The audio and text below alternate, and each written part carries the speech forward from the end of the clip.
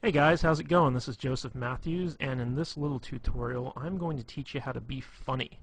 And it's actually going to be much easier than you think. These are just some simple tricks that I use to add humor to any interaction, and I know that they're going to work really well for you. Alright, so the first thing I want to talk about is how serious humor really is. If you can't be funny when you're talking to someone, you really can't be all that interesting.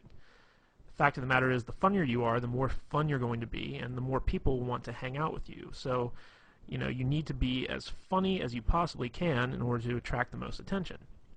But the thing is that you don't have to be funny all the time. You just need to be funny when it's appropriate. And some well-placed laughter will bond a lot of good feelings to you from, the people that you want to basically impress. So the first thing I want to talk about is how humor is really a sign of intelligence. You see, only smart people really know how to be funny on purpose, okay? And when you make people laugh, they subconsciously associate your ability to be humorous with a high intelligence. And this puts you in a position of authority. And this is really important because, if people hold you in high regard, that gives you a higher social status. And we all know women are attracted to people with a high social status. It's in their nature. So the funnier you are, the higher you can raise your social standing in pretty much any situation you find yourself in. And here's another key that I really want to hammer home, and that's the idea that you don't have to be funny to be humorous. Don't worry about trying to be funny, okay? It really doesn't matter. A lot of what you say to be funny will not work, and the reason for that is that everyone has a different sense of humor, okay? Just being goofy and lighthearted will generate the same type of emotions that funny people do, even if you don't make people laugh, okay? The idea here is that you want to project the intent of being funny. So that kind of takes the pressure off in the sense that, you don't have to actually perform. You don't actually have to make people laugh. You don't actually have to tell them good jokes. You just have to have the intention to make people laugh and make people have a good time. And they'll pick up on that and appreciate that. Another big thing is I don't want you to be afraid to mess up, okay? Being funny is an art form. You won't always succeed, but that doesn't mean that you shouldn't try, okay?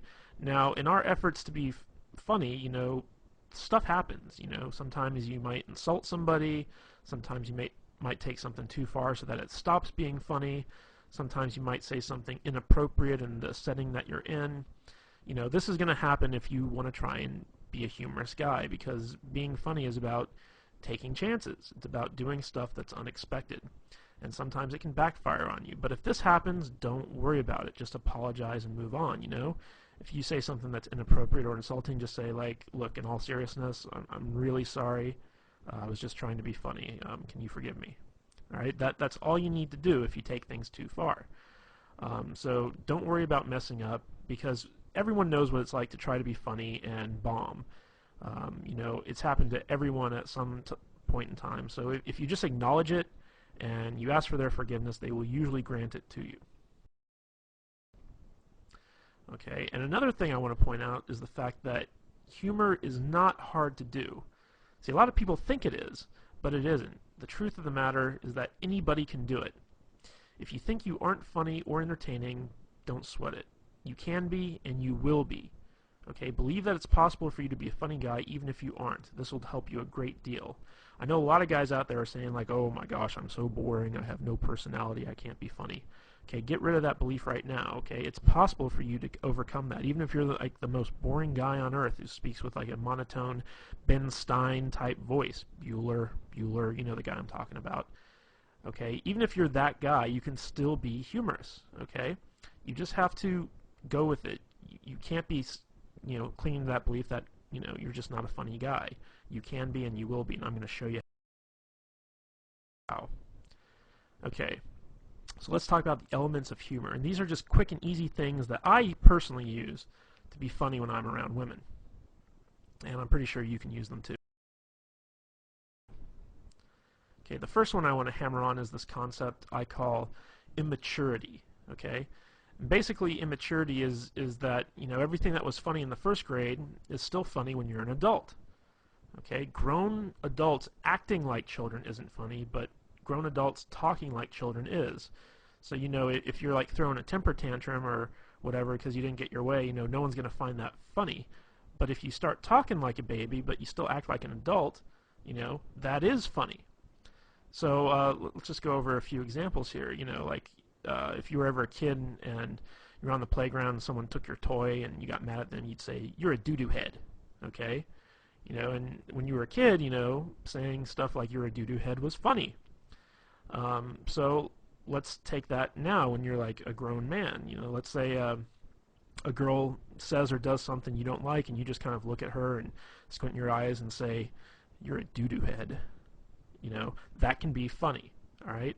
Another thing is, for instance, girls are icky. How many times growing up did you and your friends run around saying girls are icky?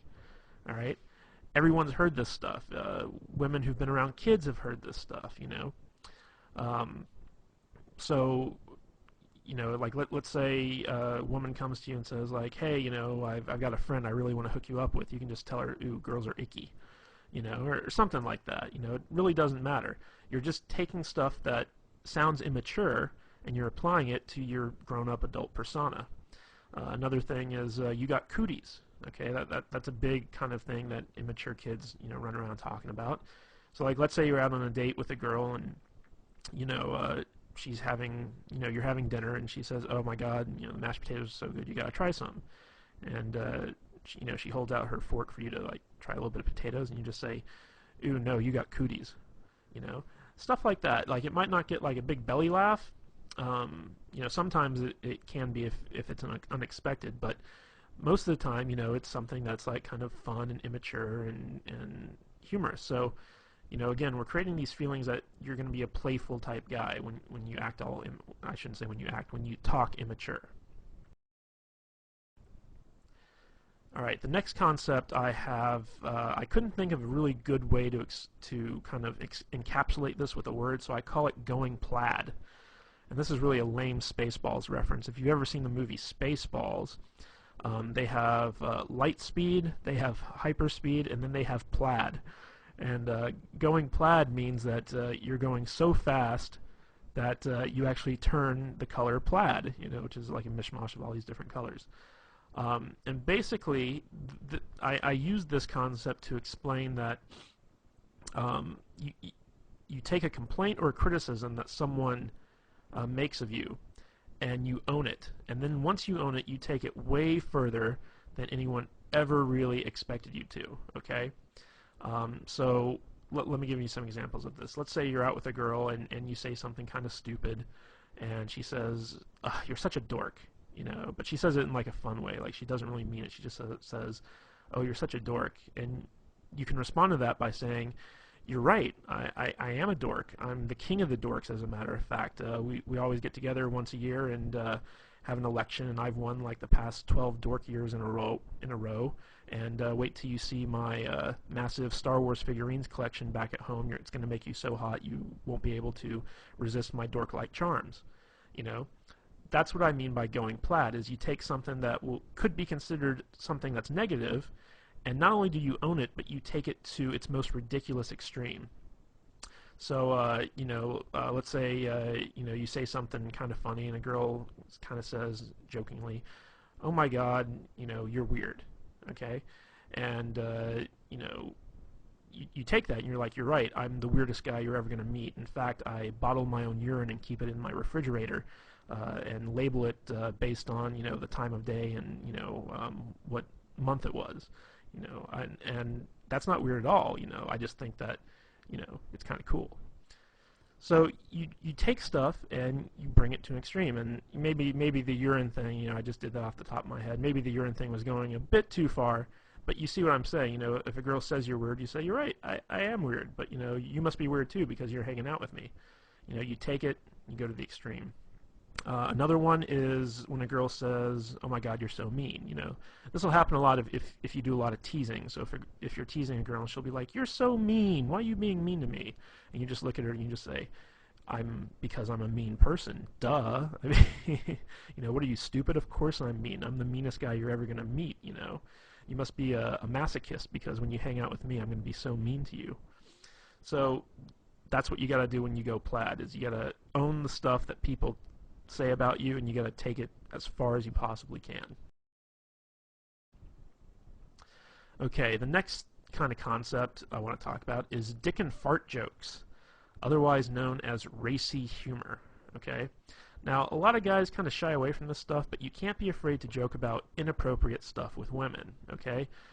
Sometimes guys are afraid that it might be too sexual and it might scare the girl off or whatever, but the fact of the matter is, girls love dirty jokes as much as guys. And, you know, in the off chance that they don't, if it is inappropriate or it's not their type of humor, you know, once you find that out, shy away from it. Don't do it again. But, you know, you should always not be afraid to kind of go out and give it a try. So some of the things I like to kind of lump in with the whole dick and fart joke mentality is exaggerating what women, you know, find attractive. Okay, so like let's say that women like tall guys. Okay, I'm not saying all women like tall guys, but let's say you meet a woman who does like tall guys, and you're like, oh my God, you know, you're so into tall guys, like, you know, you like the 8-foot giant people, you know, everyone's a you know, a midget to you because you only like guys who are like 10 feet tall. You know, that's what you can do, and you can point out like really tall guys and be like, you see that guy right there over there? Yeah, he's not tall enough for you. Okay, he could be like, you know, a basketball player 8 feet tall. You'd be like, no, he's not tall enough for you. You know, you like taller guys. You like taller guys than that. You know, so take some stuff that women like and exaggerate it. Accuse them of being sexual deviants. This always works really, really well. I don't know why, but you know, when you look at a girl and you know, you start accusing her of being into like some crazy stuff, one of two things will either happen. She'll either completely deny it, in which case you take it further, or she'll play along with it, in which case you take it further. Okay, so let me think of an example of this. Just be like, you know, you could look at her and be like, oh my God, look at you. You know, like I bet you're like the type of girl who loves to be like tied up and spanked. You know, like that totally seems like your personality. Like you're the spanking girl. You just love to spank people. You know, or you know, you could also take it, be like, oh my God, like you're such a dominatrix in training. Like I bet you have like a bunch of whips and chains at home, and you can't wait to get me home and violate me in all sorts of different weird ways. You know, like you're scaring me. Like I really don't want to hang out with you right now. Okay, like that's the type of stuff that I mean when you talk about accusing them of being sexual deviants. Another thing is talk about how they want to rape you or take advantage of you. Now, this is a little bit of a role reversal thing because, you know, a big fear that women have when they're dating guys is that they're going to be raped or they're going to be taken advantage of in some way. But you can actually use this to your advantage by turning it around and saying stuff like for instance, you know, if she brings you a drink, you can say like, you didn't slip a roofie in this, did you? Because, you know, the last thing I want to do is wake up in bed and find out that you completely took advantage of me. You know, or you know, if she gives you a drink, you can say like, are you trying to get me drunk? Because you know, I'm not that type of guy. You know. Stuff like that. You know, you wanna kind of accuse her of being the one trying to get you into bed, okay, or trying to take advantage of you in some way. And this is funny, but it also has like some underlying sexual tension aspects to it, which can be really fun. Another thing is to make fun of bodily noises. You know, like everyone thinks, you know, fart noises are funny, and you know, you can just sit there and be like, you know, with your mouth just go. And then accuse her of being farting. Just look at her and be like, ew, I can't believe you. Ew. You know? And, you know, it's funny because it's obvious you're the one doing it, but you're accusing her. So, you know, it gets some laughs.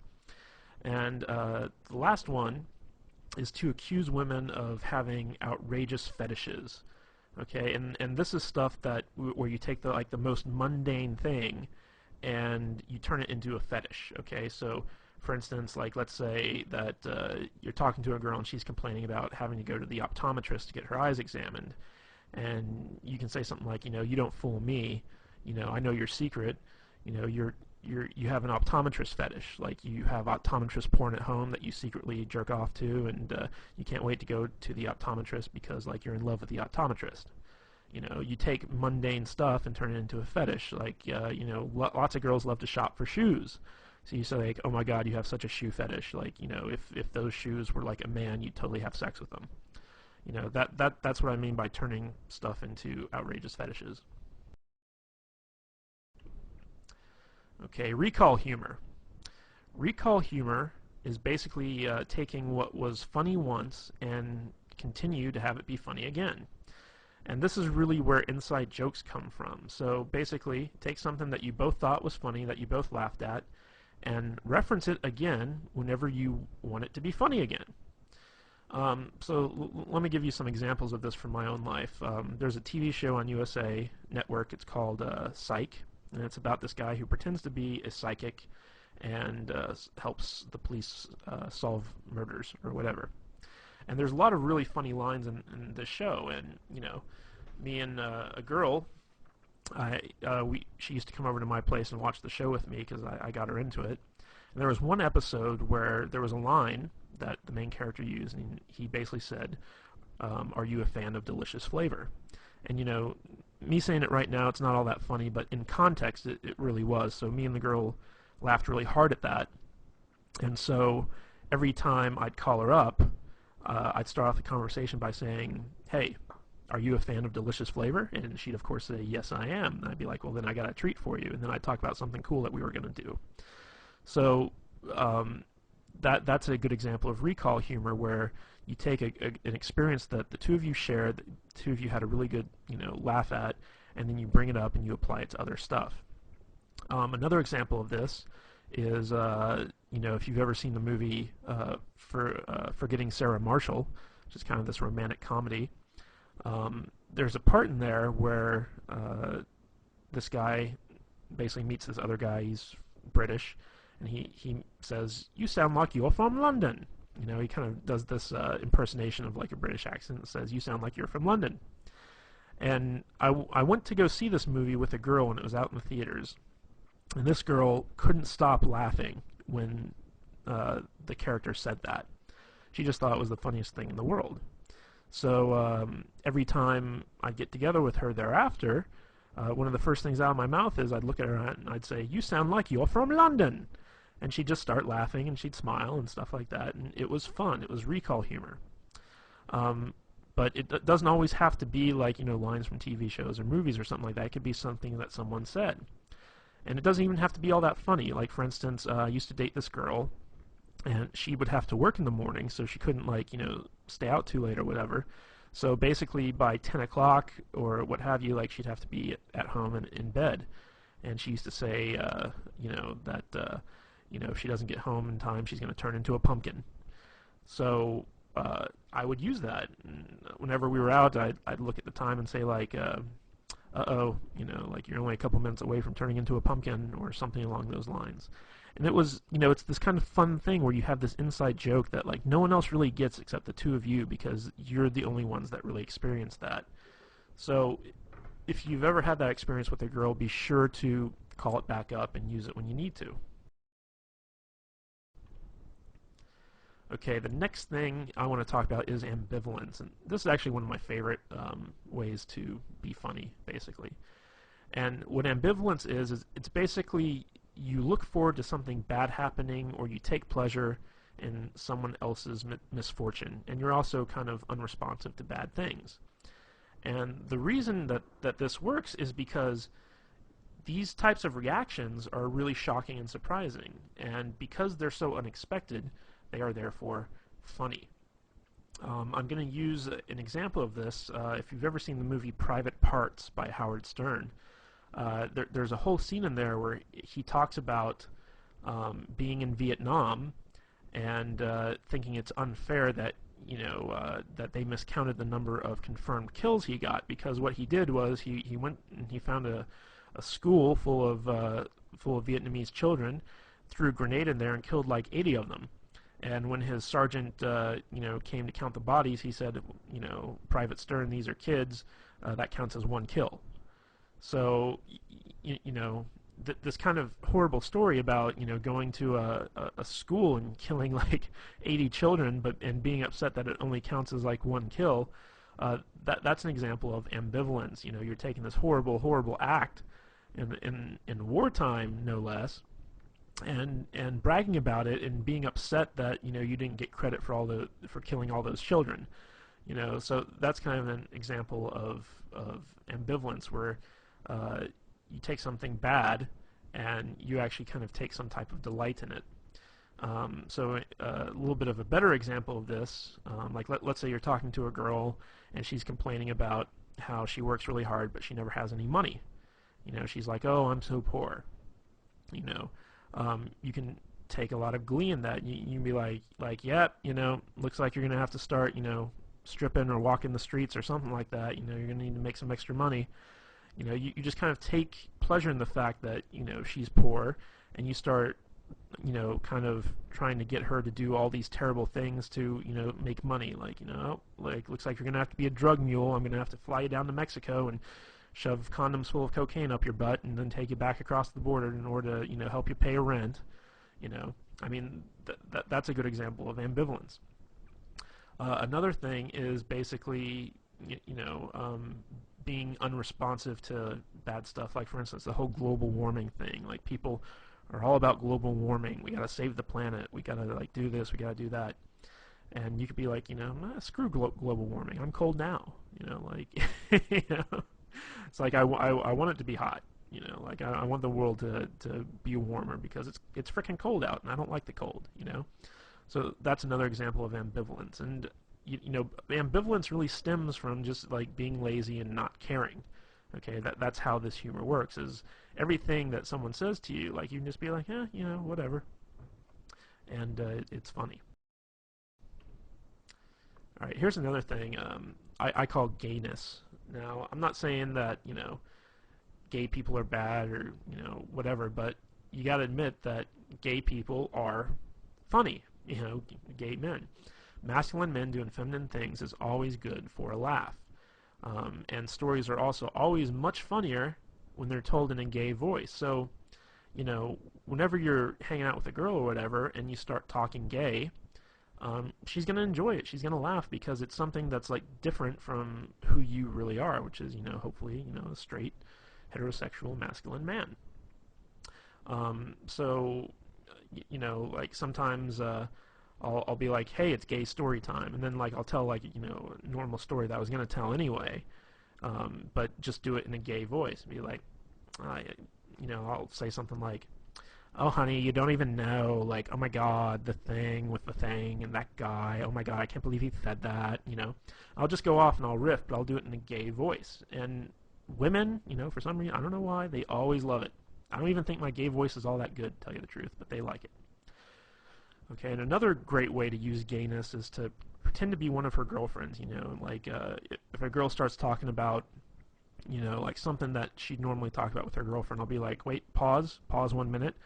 I'm just going to take my balls, I'm going to put them in this imaginary jar here, like, okay, I'm putting my balls away, I'm totally your girlfriend right now, just talk to me like your girlfriend. So, sweetie, what's the problem? And then, so it'll be funny and she'll laugh and then she'll start telling me. So you can do a lot of stuff about like, kind of emasculating yourself, acting gay, talking gay, things like that, and, women like it. Okay, another thing is ridicule and teasing. Here's an interesting fact, is that people hate to be made fun of when they're the ones being made fun of. Okay, they hate ridicule when they're the target, basically. However, people love it when other people are made fun of, especially people in authority or people they personally don't like. Okay? So, let's say you're sitting down with a girl in a restaurant for dinner and your waiter's like, a real jerk, or he's not a very good waiter, or whatever. You could start making fun of that waiter. Just start, ridiculing the guy. Don't do it when he's around, but as soon as he leaves, just turn to the girl and just be like, oh my god, that guy's asshole is puckered so tight you couldn't pull a pin from it with a tractor, and she'll be like, oh my god, yeah, and that brings up another thing, is that when you make fun of other people, it creates a sort of bond between the two of you, because it's almost like you're confiding in them your dislike of something else, and you can be united in your dislike for something. So if she talks about something that she doesn't like, or someone she doesn't like, pounce on that, start making fun of it, and she'll start making fun of it too, and before you know it, you two have created a bond over that. Okay?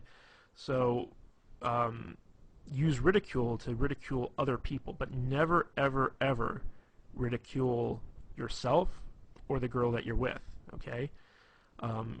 When you turn ridicule on someone else, they'll tend to get defensive, or it'll lower their self-esteem or what have you. What you want to do is, if you're going to target the girl that you're with, tease her, okay? And there's a difference between ridicule and teasing, okay?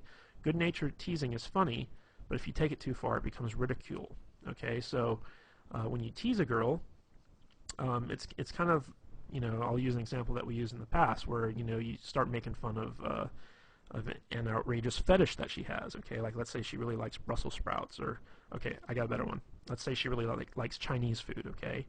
And she's sitting there, she's like, oh my god, this Chinese food's so good. And I'm just like, look at you, you're so into Chinese food. If Chinese food were a man, you'd totally have sex with it. That's an example of teasing, but, like, looking at a girl and saying, like, oh my god, you look so fat in those jeans. That's not teasing, that's being mean. So you want to walk that fine line. But if you ever got to ridicule someone, always ridicule someone other than yourself or the girl that you're with. Make sure that it's someone that she doesn't like, or someone in authority, like, for instance, the president.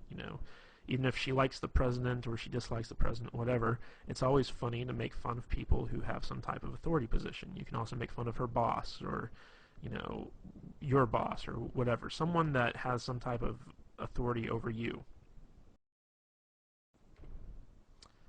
Alright, the next one that I want to talk about is impressions.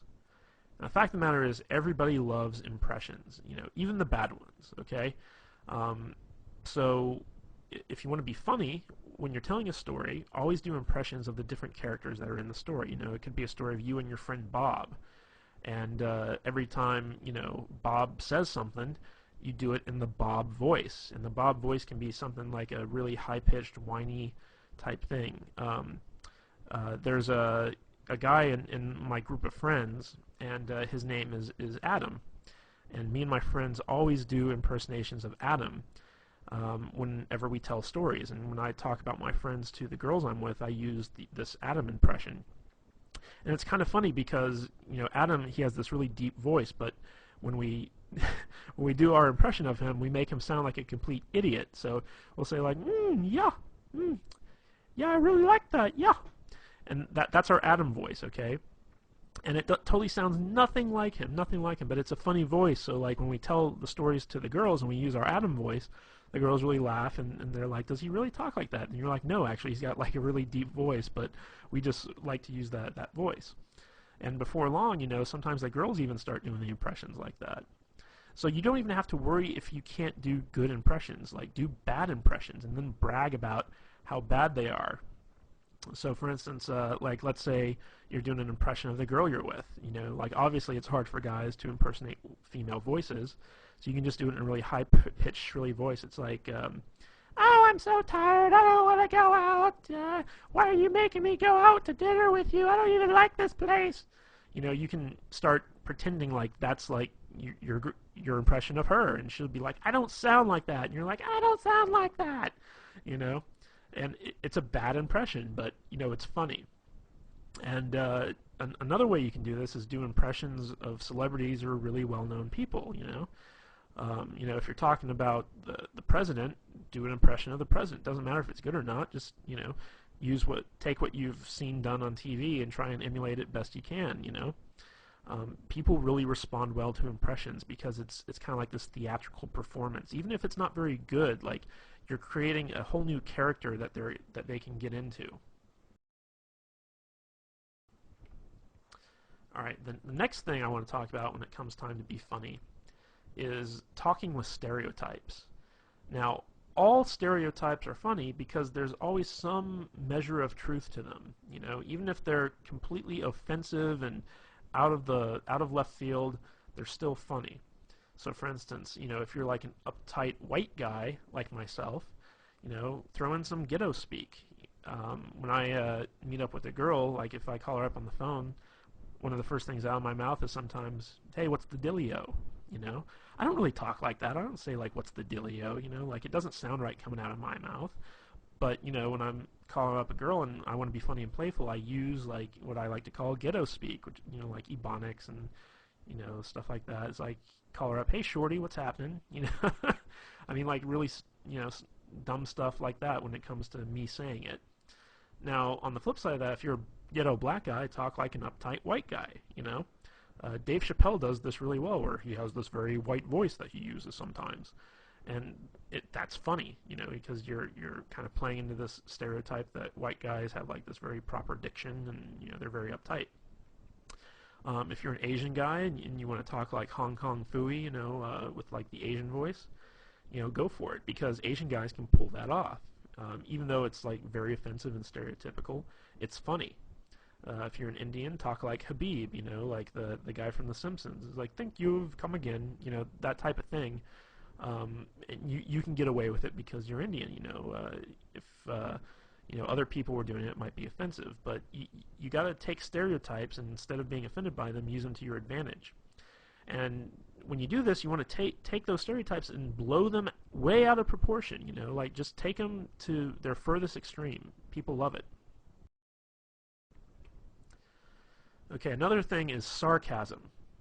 And sarcasm is probably the easiest type of humor to do, but it's the hardest to appreciate. The more intelligent someone is, the more they can appreciate sarcasm. But just a word of warning here, people with low self-esteem, they don't really like sarcasm, okay? Because it can come off as being really offensive. There's the show that used to be on Comedy Central, I don't know if it still is, but it's called The Kids in the Hall. And it was basically a sketch comedy show. And they had a sketch on there called The Sarcasm Man. And basically it was this guy who had a speech impediment where everything he said sounded really sarcastic. And people were always pissed off with him because it always sounded like, he was just like making fun of them. So, someone would come up to the guy and they'd be like, hey, like, my name's Jim. What's your name? He's like, oh, hi, Jim. My name's Bill. And then the guy'd be like, dude, why are you being so mean? Like, I just came up to introduce myself to you. And it's like, what? I'm not being mean. And it went on like that for like, a good, 10, 15 minutes, where the guy was just getting more and more upset, and the guy would have to explain like, oh, I'm not being sarcastic. I have a speech impediment. It's a real problem. And, that was kind of like the punchline to the whole thing. So basically, when it comes to sarcasm, you basically got to act like the person you're talking to is a complete idiot, and you have to lower yourself to their level in order to effectively communicate with them. That's basically what sarcasm is you have a feeling of superiority over the person, and you're kind of poking fun at the fact that they're dumber than you are. And oddly enough, lots of girls really love sarcasm. They really love sarcastic humor, and a lot of girls, as a matter of fact, have a very sarcastic sense of humor themselves. Like, their type of humor is sarcastic.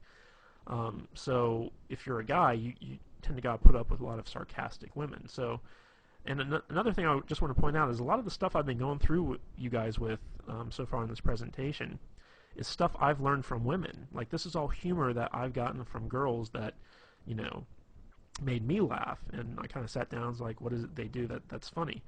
And it's very easy for like a girl to act like, she's better than you, and she's smarter than you, and she's got to talk down to you in order to do that. If you're dealing with sarcastic humor from someone else, play into it. Just act like you're a complete retard and be like, you're right, man can't talk, Just go with it. If someone's kind of treating you like that, take it to its, logical extreme.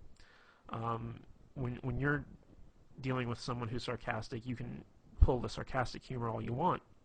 But if you're dealing with someone who's not sarcastic, who has low self-esteem, who's kind of like sweet or whatever, you don't want to go the sarcastic route.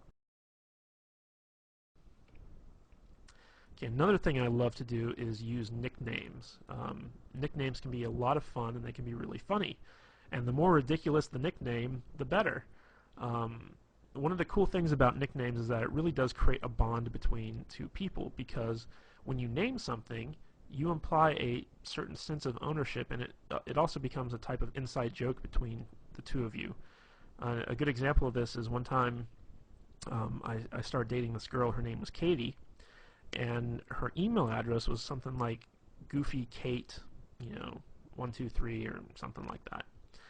And when I got emails from her, it was always, from this Goofy Kate email address, so I just started calling her Goofy Kate.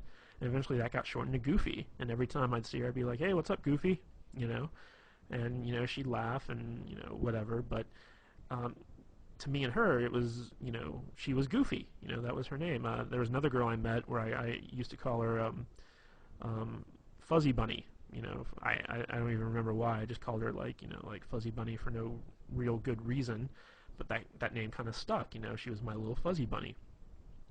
And as long as like you're not calling women like really offensive names, like bitch, slut, hoe, even though I have had girls who I nicknamed that, never to their face, but whatever. Um, you kind of have this kind of endearing inside joke.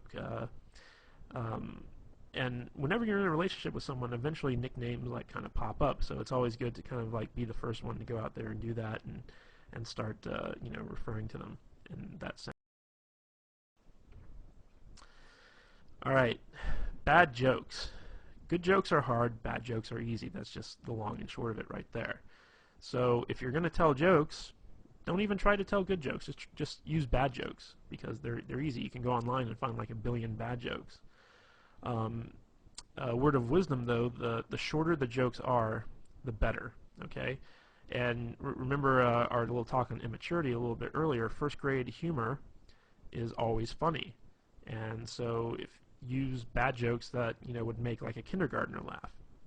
Now it might not get you an actual laugh from the girl, but it doesn't matter because it's a playful thing. It's fun, and you can also turn it into a game. So for instance, you could just look at her like if there's a lull in the conversation or whatever, you could just say, "Hey, why'd the monkey fall out of the tree?" And she'd be like, "I don't know." And you're like, "'Cause it's dead, duh." I mean that's a bad joke, but it's just something funny. And then you can be like, "Okay, your turn. It's your turn. Tell me a joke." And then she tells you a joke, and it can be a good joke or a bad joke or whatever. And then like the idea is like in the game, who can tell the worst joke. And another thing I like to lump into the bad joke category are bad pickup lines, because once you get to know a girl, like once you're past the point of meeting her and you're actually dating and stuff like that, bad pickup lines actually work. Surprisingly enough, they do. Like you could meet up with a girl to go see a movie, for instance. Let's say you two of you get together, and you're like, "Damn, girl, did you wash your pants in Windex? Because I can see myself in them." I mean, like that's a really bad pickup line. It would never work. But if you already know the girl and you use that, she's gonna think it's funny. She's gonna let it go. Like I do this all the time. I take every bad pickup line I can possibly think of, and I use it whenever I meet up with a girl I know. And it's really fun. It's really funny. All right. Another favorite tactic of mine is to steal stuff that's already funny. It's hard to think of funny stuff on your own, but there's tons of stuff out there that's already humorous and will guaranteed to make people laugh. So think of great jokes that you've heard from comedians and well-known celebrities and use them. Talk about them for your own gain. Tell the joke in a story as if you're impersonating the comedian. I don't know if you've ever seen people like Chris Rock in stand-up, but these guys are really, really funny. And you can even say to a girl, it's like, "Hey, you ever watch Chris Rock?" And she's like, "Oh, I love Chris Rock." Then you can say like, "Oh my God, I saw his stand-up one time, and he has this story about, like the only goal of a guy who has a daughter is to keep her off the stripper pole." And then you can actually go into the exact same routine that Chris Rock uses in his stand-up and just like repeat it word for word, and it's still funny. Like women get it. Like then there's this whole other Chris Rock thing about having the dick in the jar. Like how every woman has like a guy friend who, in case she breaks up with her current boyfriend, she goes to him and just uses him for the rebound, and he calls that the dick in the jar. Break in case of emergency. So I love Chris Rock stuff, so I have a lot of his stuff kind of memorized so that if there's a lull in the conversation or I want to make the girl laugh or talk about something funny or take the conversation in a new direction, I can just pull out something I love from Chris Rock, Dave Chappelle, Robin Williams, whoever, and just start reciting it word for word and maybe even do an impression of them while I'm doing it. So steal stuff that's already funny. It works really good. Okay, now let's talk about self-depreciation. Okay, this is the type of humor where you're basically making fun of yourself. And of course, people love ridicule as long as it's not directed at them. Now, self-depreciation humor actually does a lot of good things on your behalf, because if you're able to be self-depreciating, it shows that you're cool, because you can poke fun at yourself and not get upset. And women really like it when a guy has the ability to kind of make fun of himself, because it shows that he's not pompous, that he doesn't have hubris, and that he's confident enough to kind of, take a licking and not kind of get angry or upset. Because whenever someone gets made fun of and they get upset about it, it shows that there's some type of problem with their self-esteem. So people with low self-esteem can't tolerate being made fun of. So if you can tolerate being made fun of, and in fact you make fun of yourself, that shows that you have, some measure of confidence and that you're a cool guy. Now, on the flip side of this, it's also a great defense mechanism. So, like, let's say someone criticizes you, or whatever. Let's say you're out on a date and you have a run-in with some dude, and he starts making fun of you or criticizing you in some respect. What you can do is you can agree with whoever it is that's criticizing you, and then take it to a ridiculous extreme. This is really important, because this is where the humor comes in, but it's also a good way to deflect whatever criticism someone is heaping on you. So let's say you run into some guy and he wants your chick or whatever, and he's like, dude, you're a freaking loser. Like what's she doing with a loser like you? And you're like, oh my God, yeah, you're so right. Like in a few months' time, I'm gonna be like shitting in a pickle jar. I just know it. But I can never really be as cool as you, man. Like, you're such a cool guy. Can you teach me how to not be a loser, please? Like, in fact, take my girl, please. Like, she needs to be with a winner like you. So basically what you're doing is you're agreeing with the guy and you're taking it as far as it can possibly go, but in a way you're deflecting that criticism and you're making him seem like a tool, all through the use of self-depreciation.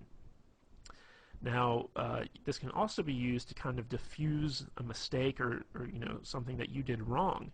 So, like, let's say that you made a mistake or you did something stupid. You can use self-depreciation to make light of it and then diffuse the awkwardness. So, let's say let me give you an example. One time I was out on a date and I accidentally farted, and it was very, very embarrassing. And it was one of those farts where, like, you heard it. It happened. It was there, and it was obvious that I did it. And I just looked at her and I just said, "Oh my God, I totally just farted. I'm so sorry. I've been eating a lot of red meat too, so it's going to be a really nasty one. So hold your nose. Go on, plug it up. Hold your nose. If you smell this, you'll break up with me. I just know it. It's the type of fart that could end a marriage." I basically pointed out the fart, and I just let it go and wouldn't let go of it. I took it to the extreme. I was just like, oh, it's going to be so nasty. Like, I've been eating all the wrong food. It's going to be disgusting. You're going to break up with me because it smells so bad. It's just terrible. And so, like, I turned what was really kind of an awkward situation to something where she just couldn't stop laughing, And again, that was that kind of led into some recall humor later on, where it was like the fart that would end a marriage. And, she'd say stuff like, well, you farted in front of me and I still didn't break up with you. And I'd be like, oh, yeah, what's wrong with you? So you can use stuff like that. And I want to make the point that if you use self-depreciation, don't use it to point out your own flaws or harp on your own insecurities. A lot of guys will try and use self-depreciating humor to kind of, diffuse stuff that they feel uncomfortable about. Like, let's say you have a big nose, and you make fun of yourself because you have the big nose. That's not a good thing, because what you're actually doing is you're highlighting stuff about yourself that's bad, and you think it's bad, and you don't want anyone else to think it's bad. However, by doing that, you're basically pointing out to everyone, hey, look at all the bad stuff about me.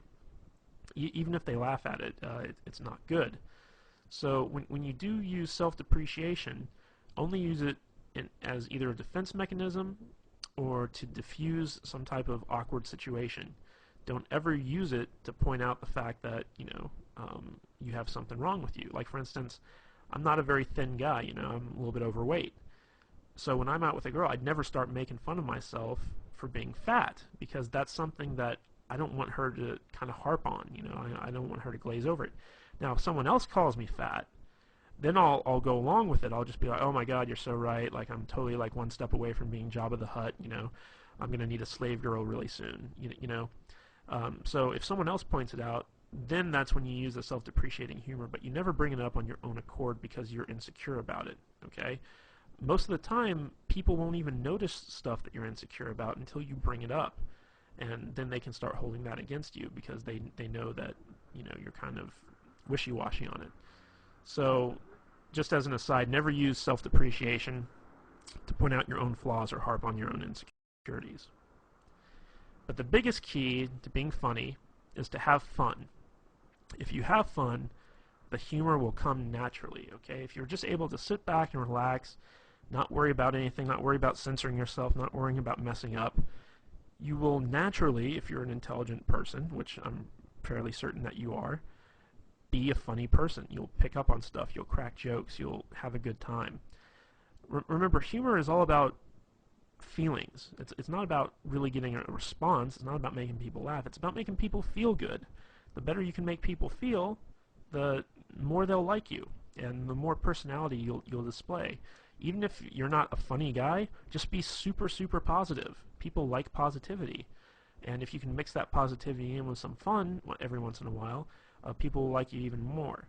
So out of everything I told you about, if you can't even remember one of those little concepts about how to be funny, just have fun. The more fun you have, the more naturally funny you'll be, and the easier it'll be to make people laugh and have a good time with you. Alright guys, that's all I have for the video. I hope you really enjoyed this thing. Like I said, I got most of this material, most of these concepts from girls who use them on me. So this is stuff that I know for a fact girls respond to. I use all this stuff in every one of my interactions, and I always get a good response from it. So if you need to, watch this video as many times as you want, learn the concepts, and actually go out and start using them, and you'll be absolutely amazed to see the type of responses girls give you. Alright guys, this is Joseph Matthews, and I'll catch you later.